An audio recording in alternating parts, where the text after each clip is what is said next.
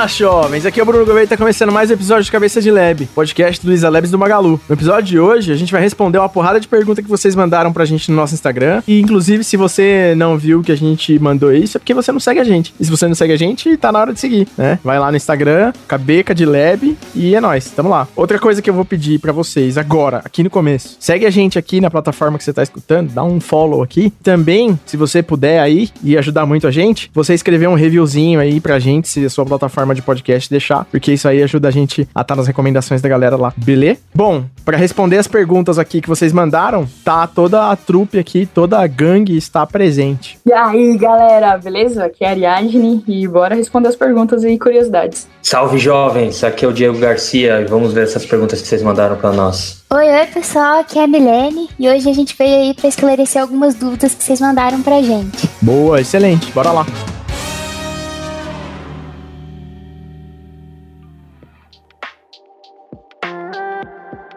Bom, vamos começar aí, né?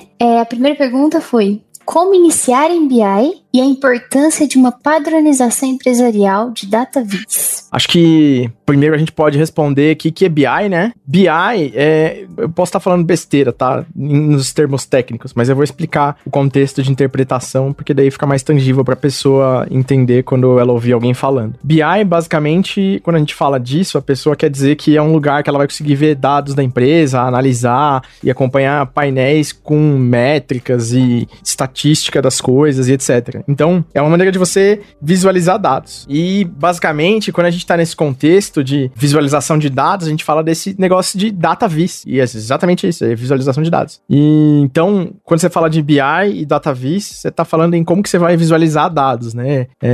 BI é Business Intelligence, e aí o contexto disso é teórico e técnico da explicação, acadêmica sobre isso. Eu não vou saber certinho, foi mal. Mas eu entendo que na interpretação é mais ou menos isso que eu falei.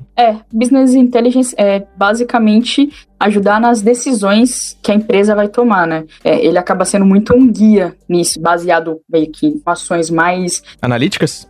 Pode ser uma boa palavra. Você consegue ter uma direcionada da decisão que você vai tomar com uma facilidade maior, né? Sim. Como que a importância de unificar isso, né? De você padronizar isso, é porque, por exemplo, numa empresa que nem a Magalu, você tem 40 mil funcionários. A gente tem bilhões de pontos de dados, saca? Meio que literalmente mesmo. Então, se você tiver isso espalhado e desorganizado, você não consegue relacionar esses dados, correlacionar eles e fazer estudos e análises. Então, você começa a inviabilizar e você para de tirar o valor que o dado tem, que o dado tem um valor muito grande, sabe? Se você tiver tudo isso organizado em um lugar e conseguir correlacionar, você consegue tomar decisões de negócio muito mais assertivas, tornar a eficácia de soluções muito maior, porque, por exemplo, você pode pegar hipóteses, soluções, proposições de soluções e validar com esses dados em testes, etc. Você pode usar técnicas estatísticas para conseguir validar como esses dados se comportam em algum tipo de correlação, em algum tipo de análise que possa ser feita sobre eles. Então, é por isso que é muito importante você padronizar aonde seus dados estão, como você pode consultar eles através de um lugar e etc. Boa. Bom, outra pergunta que a gente teve foi mais sobre front-end e importância, ferramentas, e se no Labs tem essas vagas e se é uma boa carreira para seguir. Foram várias perguntas em uma, né? Basicamente, viu? Uma coisa que eu acho muito legal do front-end aqui no Labs é que é tratado como uma comunidade mesmo. Tanto que hoje, sexta-feira, a galera tava organizando o que a gente chama de guilda de front-end. E eles têm toda uma agenda, tem toda uma organização dos temas que eles vão tratar. E, vai de tudo quanto é tipo, desde testes, front-end, algumas coisas mais aprofundadas de um framework que está sendo mais usado numa área, outro. Agora tem o tal dos micro-frameworks de front-end e tal. Assim como a carreira de back-ender aqui, vamos dizer assim, é uma carreira vasta, assim. Você vai de júnior a especialista, a tech lead. É normal, não tem essa distinção entre back-enders e front-enders nesse termo de carreira, assim. Não sei qual que é a visão que vocês têm. Nem de salário também, que tem empresa que tem essa diferença, né? Não tem. E também, assim, a gente tem o perfil do full stack aqui também, né? A gente não dispensa esse perfil. Mas eu acho que quem perguntou quer saber mais, assim, de front-enders mais especializados, né? E, assim, foram várias perguntas, né? Uma delas é ferramentas. Eu acho difícil a gente falar uma ferramenta só. Eu passei por projetos onde o front-end era feito com React pesado, assim, e tinha todo um trabalho para sempre estar seguindo as boas práticas e tal. Agora, eu leio muitos documentos de design de várias soluções, né? Então, eu vejo bastante React, já vi Angular, acho que mais esses dois, assim, né, de front-ends principais, mas ferramentas, assim, são várias que a galera usa. É mais, assim, entender o problema e achar a melhor ferramenta para resolver. Aí na pergunta eu vi também que falou sobre a importância, né? Acho que eu também não sou a melhor pessoa aqui para falar sobre front-end, até porque eu comecei recentemente a trabalhar com front, mas a importância basicamente é garantir a aderência do usuário no seu sistema, né? Que tá usando aí o front, seja num site, um aplicativo. Porque, por exemplo, se não tiver usabilidade, você não vai ter aderência do usuário. Você não vai fazer com que ele use a sua aplicação, né? O seu produto. Então, é muito importante, né? É isso aí. Complementando o que a Mi falou, uma coisa que eu acho legal também é a parceria entre pessoal que trabalha de UX e front-end. Tem que ter uma sinergia muito forte exatamente para viabilizar isso que a Mi falou. O pessoal de UX tem todo aquele trabalho para entender a experiência do usuário. Quem vai colocar isso na prática, vai executar todo esse planejamento que o pessoal de UX fez, todo esse desenho, é a galera de front-end, né? E a importância de você ter tecnologias mais modernas é você tornar a experiência mais fluida, saca? Porque você pode desenhar uma tela que é bonita, fazendo um bootstrap, que a cada clique dá refresh, ou em React, que é, sei lá, é um single page application lá, tá ligado? E, tipo, a experiência em React, ela é muito mais fluida, sabe? As coisas acontecem na tela de maneira mais bonitinha, sabe? A experiência é mais agradável de você trabalhar. Então, essa é a importância também de usar as tecnologias mais modernas e que fazem um melhor uso da experiência, assim, tornam um uso melhor da experiência. Eu só ia complementar, né, que nem todo front-end, né, dev front-end, necessariamente precisa ser bom design, né? Tem o UX, igual o Diego citou. Então, eu já vi gente confundindo, falando que o front-end só faz design. Não, a gente tem uma profissão, né, uma área de UX que cuida do design e usabilidade da aplicação. Boa. Tem o último pedaço da pergunta aqui se é uma boa carreira para seguir, né? Eu diria que, cara, dentro de tecnologia, acho que vai do gosto, sabe? O que pode ser uma boa carreira? Você tá falando da perspectiva de empregabilidade, de salário, de oportunidade. Eu acho que em tecnologia você vai ter essas três coisas em qualquer papel que você escolher em tecnologia, sabe? Se for back-end, DevOps, front-end, analista de segurança, cientista de dados, engenheiro de dados, analista de dados, sei lá, gerente, coordenador, Scrum Master, qualquer coisa dentro de tecnologia, você tem possibilidades grandes de ser uma carreira boa, mas você tem que cruzar isso também com o que você gosta de fazer. Então, é meio que pensar nisso, sabe? De o que eu gosto de fazer, o que tem dentro de tecnologia, porque uma boa carreira não depende só do que você vai fazer como papel, saca? É muito aquela coisa do... Quando você faz o que você gosta, você acaba se dedicando melhor e você é um melhor profissional. Com isso, você vai colher os frutos que vêm sendo consequência disso, né? Acho que vale muito isso, avaliar o que você gosta para definir o que é uma boa carreira, né? Na real, assim, um ponto de você fazer o que você gosta é que você vai passar pelos momentos difíceis com menos fricção e menos dificuldade. Porque se você fizer um negócio que você não gosta, quando você passar por dificuldades na sua carreira, e dificuldades não é nem tipo um negócio tão extremo quanto, sei lá, ficar sem emprego, é tipo, putz, tem que fazer coisas que você... atividades que você não gosta tanto dentro do seu papel, sabe? Porque todo papel tem atividades que a gente não gosta, é natural. E a gente brinca aqui que a gente até é pago pelas partes que a gente não gosta. Porque senão a gente fazia de graça, né? Mas saca, eu acho que o gostar, ele influencia muito nisso, em conseguir passar pelos momentos difíceis olhando pra parte boa. E carreira também você tem que pensar no plano, né, curto, médio e longo prazo, né? Sim. Também, não só que você pensar no que você gosta de fazer hoje, mas como que você se vê daqui, sei lá, uns 5 anos, que é o que geralmente a galera fala mais padrão, né? Será que daqui a 5 anos eu vou querer estar codando ou vou querer estar numa posição de gestão, né? Você precisa entender isso, você precisa olhar para você mesmo e ver se o que você quer para sua carreira, né? Ou se não, sei lá, eu não quero ser gestor, eu quero me especializar cada vez mais na parte técnica. Eu acho que no Labs aqui tem espaço para os dois, sabe? Sim. A carreira Y funciona para qualquer uma dessas frentes que o Gouveia falou. Entrando aqui ou conversando com pessoas que trabalham aqui, você vai ver tanto gente que entrou desenvolvendo, virou gestor, tal, ou foi se especializando mais, independente se entrou mexendo com front-end ou mexendo com back-end, a carreira de engenharia vai bater no Y igualmente, assim. E aí você vai ter que tomar essa decisão. Então, é bom você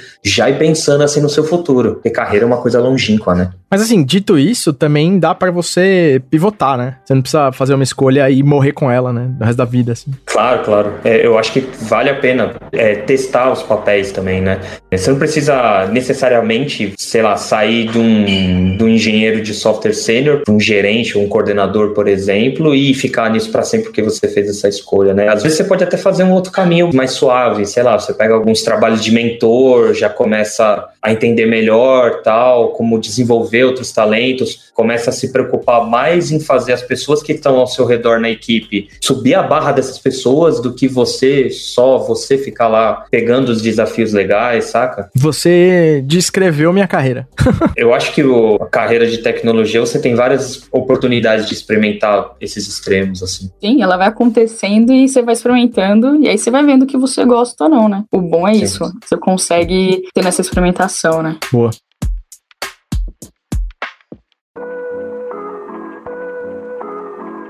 Bom, tem uma pergunta aqui sobre como analisar possíveis arquiteturas para novos projetos. E é uma pergunta bem da hora de responder e bem extensa, talvez. Nossa, é uma resposta bem complexa também, né? Diego é um cara bom pra falar disso. Então, essa pergunta caiu que nem uma luva, porque parte do meu trabalho diário, e dentre muitas outras coisas, é analisar arquiteturas para novos projetos ou grandes quebras de arquitetura de projetos que já estão no ar e tal. E como que a gente faz isso? Tentando simplificar bastante, né? Já faz um tempo que a gente está adotando o padrão de Design Docs, né? Então, novas soluções, a gente pede que seja escrito um documento de design, explicando qual que é o problema, quais são as soluções propostas, né? Como que a tecnologia vai ser usada para resolver esse problema, quantos sistemas vão ter, como eles vão se comunicar, com que outros sistemas essas comunicações vão ser feitas, quais padrões estão sendo empregados. E isso a gente tenta ver desde comunicação entre sistemas, como a gente tenta entrar também no nível da qualidade de código. Então, assim, tem muito microserviço que poderia ser um monolito bem estruturado, saca? Então, é o tipo de preocupação que a gente tem. Alguns problemas que a gente vê, por exemplo, essa solução, ela precisa de um throughput muito alto e ela não precisa ser síncrono no modelo pergunta e resposta. Então, talvez o modelo orientado a eventos seja melhor, entendeu? A gente consegue ter mais eventos e tal. Ah, não, a gente não vai ter uma volumetria tão grande. Então, talvez uma fila simples resolva, tal. Ou, não, aqui tem que ser transacional, pergunta e resposta, tá? Então, vamos por REST e tal. Que bancos que vão ser usados, se faz sentido usar um banco relacional, um banco NoSQL. E isso também é uma coisa que é comum. Às vezes, a gente vê alguma equipe que quer usar alguma tecnologia nova, que às vezes está no hype, ou alguém experimentou, achou legal, mas aí você tem que dar aquela ponderada, você fala, pô, essa equipe aqui é composta de pessoas que não têm esse know-how, né? Às vezes é às vezes 2, né? E uma equipe de 8 pessoas é um projeto crítico. Pô, como é que a gente faz para conseguir viabilizar essa arquitetura numa tecnologia que a equipe tem domínio? Então a gente tem que pensar numa tecnologia que faz mais sentido, olhando os outros projetos daquela equipe. Então, assim, é uma coisa complexa, que tem várias nuances, mas, assim, dá para dizer que tudo começa num documento. E a gente faz o review desse documento e vai incrementando ele e vai discutindo até chegar no modelo que a gente fala, beleza, isso aqui está pronto para a gente começar a codificar. Eu acho que talvez surja algumas dúvidas, pelo menos se eu estivesse escutando, eu teria essa dúvida aqui, e iria perguntar mentalmente, como você, no time de arquitetura, atua com os times? Você, fica alocado com os times? Como funciona isso? Mais pra galera entender, a galera de fora. Tá, geralmente, que nem eu falei, primeiro vem o documento, né? Isso para essa questão de arquitetura em si, né? Então vem esse documento de design, e enquanto a gente está no processo de review, é como se fosse um code review, né? A gente vai escrevendo no documento, vai vendo as interações, os comentários. Se caso está muito difícil para entender a proposta que está no documento, ou às vezes a gente de arquitetura fala alguma coisa que não ficou muito clara, aí a gente se aproxima um pouco da equipe, né? Hoje, na situação que a gente tem da pandemia, vira uma reunião, né? Vira um meet, a gente compartilha a tela, faz desenho junto e tal, e vai muito do tamanho do problema, né? Eu não vou dizer que a gente fica alocado, até porque a gente não tem braço para isso, estamos contratando, tem vaga, vem venham trabalhar com a gente, que vai ajudar a gente a fazer isso, mas hoje, assim, a gente marca reuniões pontuais e tenta atacar o problema, principalmente no que tiver muito difícil, assim, de entender. Existem outros problemas que a arquitetura cuida também, que aí a gente fica mais alocado na equipe. Por exemplo, sei lá, algum problema grande de escala que está rolando em produção e a gente precisa entender por que está engargalando e como que a gente vai fazer isso escalar melhor. Então já aconteceu de um membro do time acabar ficando, quase que entra no time mesmo, participa das reuniões, propõe discussões para rever a arquitetura daquele problema, mas isso são casos muito pontuais onde está doendo muito. No geral, a gente meio que tenta auxiliar um mais alto nível, assim, saca? Vê de longe e pede, vê se é isso, vê se às vezes você usando uma réplica de leitura já não ajuda, vê se, sei lá, esse cache, se você quebrar em shard já não ajuda. Acho que é meio assim, não sei se respondeu a pergunta e tal. Eu acho que você respondeu muito bem. Muito obrigado. E aproveitando aí o gancho do Tem Vaga, a gente teve também perguntas sobre como ser contratado no Luiza Labs. E aí, galera? Eu acho que vale explicar o processo todo, como começa, como um todo. A gente já teve um episódio sobre isso, que foi o episódio 30, de Contratando Talentos no Luiza Labs, e lá a gente aprofundou nisso aqui com mais detalhes. Mas, basicamente, como isso funciona hoje, em fevereiro de 2021, funciona da seguinte maneira. Eu sou um gestor da área, por exemplo, sou um gerente, que de fato eu sou. E aí, eu vou lá e falo, preciso de X pessoas para concluir um projeto no meu time aqui na empresa, para construir um produto, para fazer alguma quebra de arquitetura, para fazer alguma coisa, eu preciso contratar pessoas. E aí, a primeira coisa que eu vou entender é qual a composição da minha equipe atual, né? Se eu tiver uma equipe hoje em dia para fazer.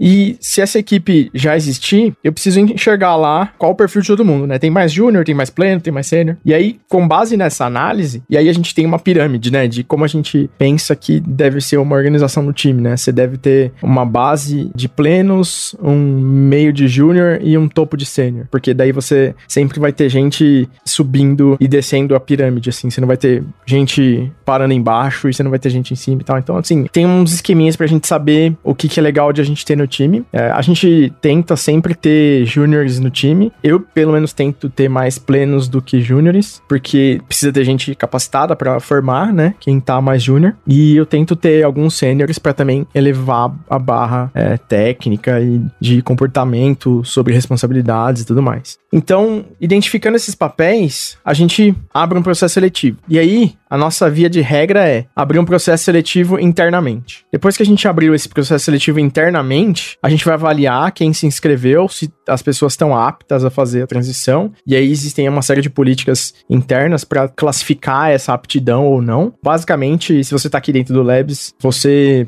possivelmente sabe essas políticas. Se você não souber, entre em contato com a sua business partner de gestão de pessoas, que ela vai te explicar. E se você entrar nesse processo, aí você vai passar um processo seletivo quase normal. Você não vai passar por algumas fases que quem tá fora do Labs passa, mas você vai passar pelo teste técnico, vai passar com os gestores da área e tudo mais. Aí, no processo externo, se ninguém de dentro preencheu essa posição que a gente abriu, aí vai para o mercado. Quando vai para o mercado, basicamente a gente tem nosso site lá, luizalabs.com/vagas, e o site, ele vai ter as posições que a gente tem abertas para o Labs aqui, em que cidade que vai ser, muito embora a gente tenha a possibilidade de trabalhar full remoto e tal. E aí lá você vai ter todas as vagas que a gente tem abertas naquele momento. E aí, como funciona o processo? Dependendo de cada posição, você vai ter detalhes diferentes no processo seletivo. A gente vai validar coisas específicas dependendo do papel. Por exemplo, para alguém que é cientista de dados, a gente vai avaliar como funciona o seu processo de elaboração de uma hipótese e como você normalmente faz para testar e aí comprovar ou refutar ela.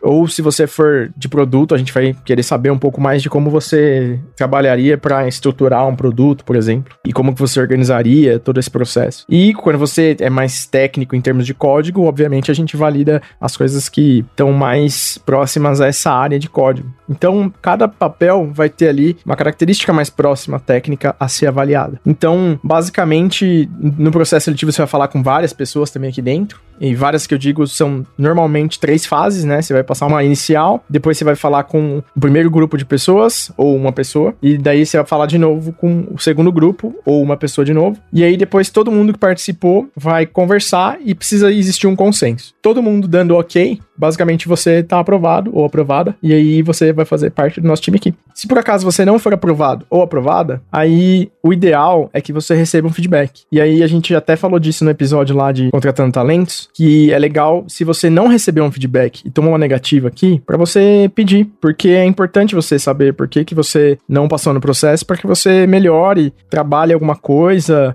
melhore algum aspecto e entenda o porquê, né? Às vezes também há a possibilidade de você não ter passado porque existiam vários candidatos ou candidatas e eles passaram por algum critério que estava mais em par com as necessidades daquela posição. E aí, isso acontece também, sabe? Não, e só complementando aí, você pode, a partir do momento que você recebeu o feedback, você entende os seus pontos, você pode tentar futuramente, né? E aí... Sim, são 6 meses de intervalo entre 2 submissões. Mas aí tem várias perguntas sobre carreira aqui, eu acho que eu respondi várias. Mas existe quais são os requisitos obrigatórios. Isso aí normalmente você vai ver na posição lá que você estiver submetendo, o que é necessário e o que é um diferencial. Normalmente, pra quem tá ouvindo aí falar, mas eu não tenho faculdade, tudo bem, eu também não sou formado, então tá tudo certo. E outra coisa é, quais as características de um profissional de destaque? Eu diria que, pra mim, um bom profissional em área de tecnologia é alguém que sabe resolver problemas. É alguém que sabe pegar alguma coisa e resolver essa coisa. E que não tem medo de pegar o problema, né? Isso eu conto bastante, assim, de destaque. É galera que não escolhe o trampo e, independente do tamanho do problema, bate no peito e fala, beleza, vou pra cima, e sem medo de pedir ajuda. Ó, peguei esse problema aqui, eu não tô conseguindo e eu quero ajuda. Eu acho que vale muito mais a pessoa ter essa atitude de pegar o problema aí pra cima dele do que, mesmo assim, se não tiver total confiança, é normal pedir ajuda, né? A gente não trabalha em equipe à toa, né? Sim.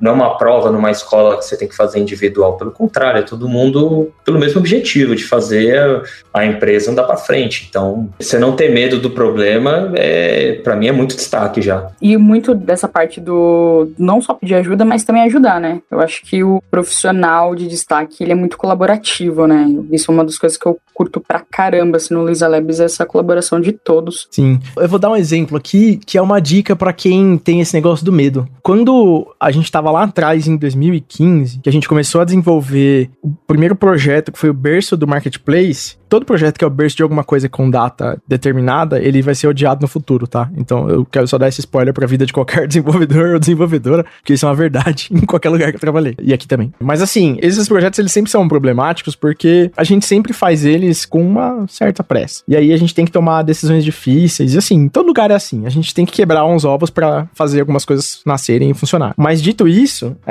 nessa época desse projeto, o que aconteceu foi, o Fatala tinha pedido pra eu fazer uma ponte entre os times que estavam participando do desenvolvimento pra certificar de que tava tudo certo. Porque nessa época eu tava num time de arquitetura. Tipo o time que o Diegão tá hoje. E aí, basicamente, cara, eu nunca tinha feito esse tipo de coisa. E aí, uma coisa que eu aprendi em outros lugares que eu trabalhei também, foi que quando você não sabe alguma coisa, alguém te oferece pra você fazer tal coisa, você não precisa ter medo. Mas você tem que ser transparente em falar, olha, eu nunca fiz isso. Você tá pedindo pra eu fazer, eu posso fazer merda. Você é ok com o fato de eu nunca ter feito e que eu posso fazer merda? E eu posso te perguntar as coisas, porque eu vou perguntar, porque eu não quero fazer merda. Mas eu posso fazer, porque eu nunca fiz. Então, você fazendo isso e a pessoa concordando, você meio que ganha confiança de si mesmo, assim, sabe? De falar, ah, não, legal, beleza, agora eu tô num ambiente seguro e aqui eu posso me expressar e eu posso perguntar e eu posso transitar, sabe? Eu acho que é uma dica legal, que eu não ouço muitas pessoas falando sobre isso, mas eu acho que é legal. Sim, sim. Gente, eu tenho um resumo aqui do que é ser um destaque no Labs. Eu vou ler pra vocês, que esse aqui é um Forms que eu criei. Então, o primeiro é promover um ambiente agradável com energia positiva e transparência nas ações, ser proativo e colaborativo com os demais colegas, ser ousado e criativo, pensar fora da caixa e não ter medo de errar, encontrar maneiras de fazer de forma simples e ágil e entregar valor a todo instante. É isso aí, é isso mesmo. Falou simples e resumiu tudo que a gente falou. Podia ter falado só isso e a pergunta não ia ser tão longa de ser respondida. Caraca.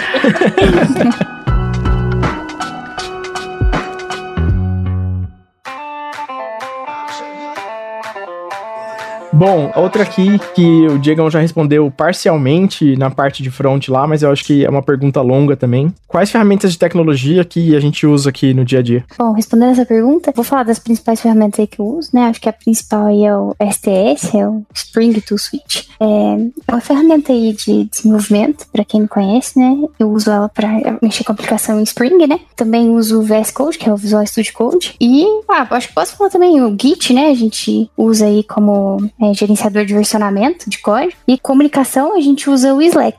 Bom, essas são as principais ferramentas que eu uso aí no meu dia a dia. Bom, no meu dia a dia é basicamente o The Beaver, que é o client pro banco, né? Uso o Utilix, que é o meu shellzinho, e aí eu uso o Utilix muito para conseguir ter várias telas, né, quebradas, assim. Mesmo usando o notebook e o monitor, a gente acaba tendo que usar muitas telas. De editor de texto, eu uso o VS Code com várias extensões para ajudar em coisa que eu preciso. Ferramenta de comunicação, aí eu acho que da empresa como um todo, é o Slack. Eu acho que é isso que eu uso, assim, dia a dia, que eu mexo todo dia, é isso aí, você, Diegão? Acho que eu sou bem minimalista, assim, eu uso o Vim como editor, uso o Tmux para fazer esse esquema das várias telas também, né, e de criar diferentes sessões, e um caderninho para controlar o que eu tenho que fazer. Então eu tô sempre com um caderno e uma caneta do lado aqui, e as outras ferramentas que é comum, assim, da empresa, né, que vocês falaram, Slack, Git, a gente usa o GitLab também,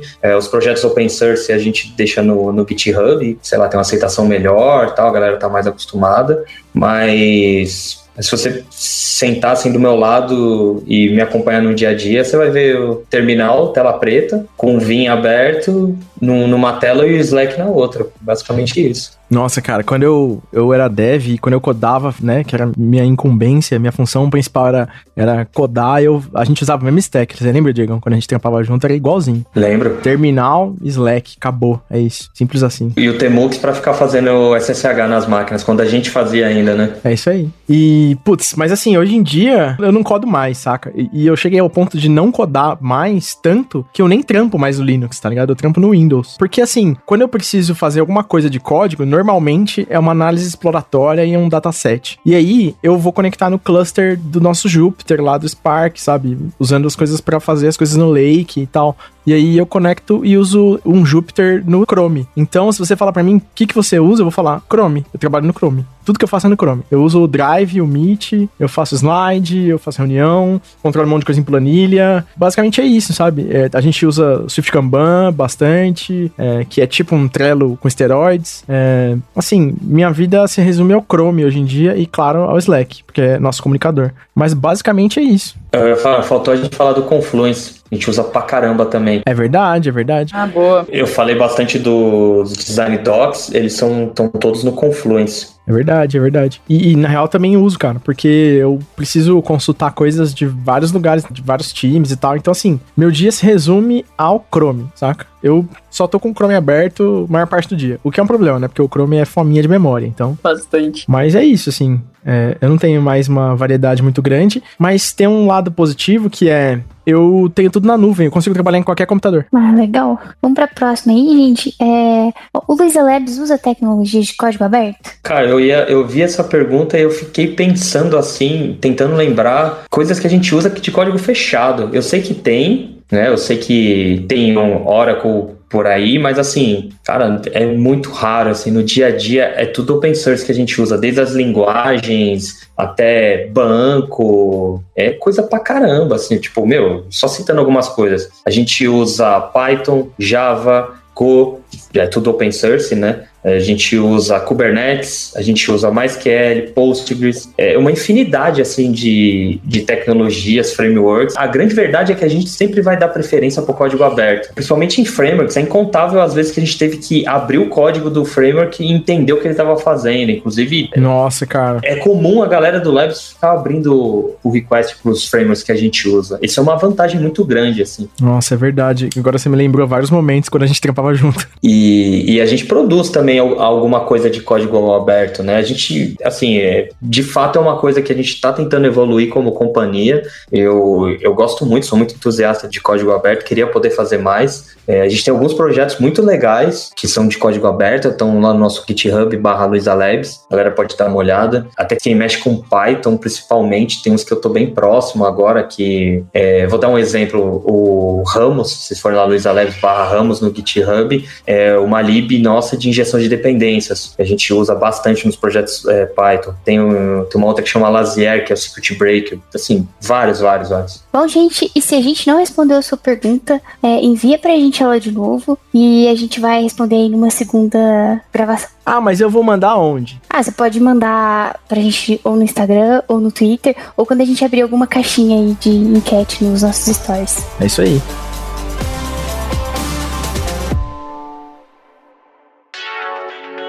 Bom, a gente tá no Twitter e no Instagram como @cabecadlab. Eu tô no LinkedIn como BF Gouveia. Eu tô no Twitter como @3cores. Eu tô no Twitter como @drgarcia1986. Eu tô no Instagram como M Vasconcelos e no LinkedIn como Milene Mancini Vasconcelos. Boa! É isso aí, galera. Mandem suas perguntas, deixa um review pra nós aí na sua plataforma de podcast, dá um follow aqui também. E é isso aí, até a próxima. Valeu! Valeu! Até, gente, valeu, falou! Falou!